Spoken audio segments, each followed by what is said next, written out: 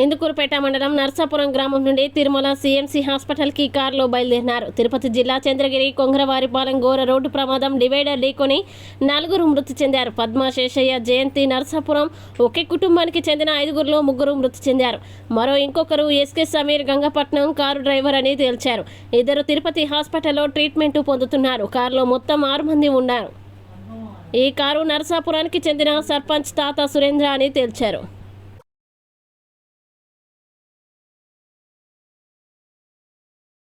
సుమారు 5:30 నుంచి 5:40 మధ్యలో నెల్లూరు జిల్లా ఇందుకూరుకు సంబంధించి ఒక క్రెటా వెహికల్ వీళ్ళు మన వేలూరు దగ్గర సిఎంసి హాస్పిటల్కు ట్రీట్మెంట్ గురించి వెళ్తూ దరిదాపు దాంట్లో ఒక 6 మంది ఉన్నారు. డ్రైవర్తో సహా ఒక 3 మెంబర్స్ చనిపోయినారు. 2 హాస్పిటల్ ట్రీట్మెంట్ పొందుతున్నారు.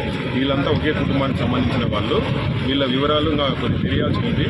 తర్వాత తెలిసిన తర్వాత మనకి కొన్ని వివరంగా చెప్తారు. Okay sir.